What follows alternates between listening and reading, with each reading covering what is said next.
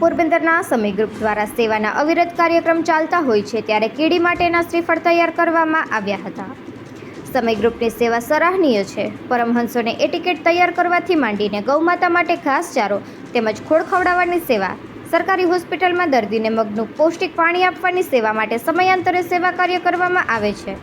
શ્રીફળમાંથી છોતા કાઢી અંદર હોલ પાડી 9 જાતની સામગ્રી ભરી સેવા યજ્ઞ યોજાયો હતો, જેમાં ઘઉંનો લોટ, ચોખાનો લોટ, તલ, રવો, ખાંડ પાવડર, તેલ, ગંગાજળ, બિસ્કિટ, તુલસી પાન વગેરે મિક્સ કરી શ્રીફળની અંદર ભરી અલગ અલગ જંગલ વિસ્તારમાં આ શ્રીફળ પધરાવવામાં આવે છે।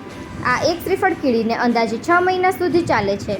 આવું ભગીરથ કાર્ય સમય ગ્રુપ દ્વારા 5555 શ્રીફળ તૈયાર કરવામાં આવ્યા હતા।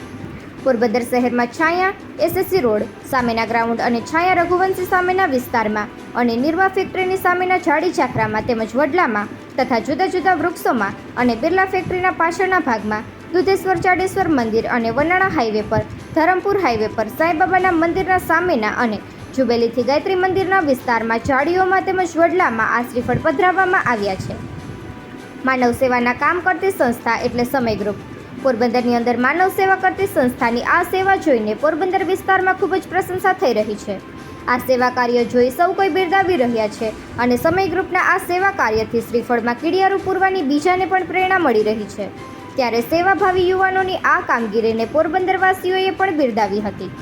સમય ગ્રુપના યુવાનોએ જુદા જુદા યાત્રાધામોમાં પણ કીડીઓ માટેનું ભોજન તૈયાર કરીને સૌરાષ્ટ્રના સુપ્રસિદ્ધ યાત્રાધામો દ્વારકા, સોમનાથ, વીરપુર અને નવી બંદર તેમજ નરવાઈ માતાજીના મંદિરની આજુબાજુના વિસ્તારમાં પણ આ પ્રકારનું સેવા કાર્ય યોજાતા સમય ગ્રુપના યુવાનોની કામગીરીને સૌ કોઈએ બિરદાવી હતી।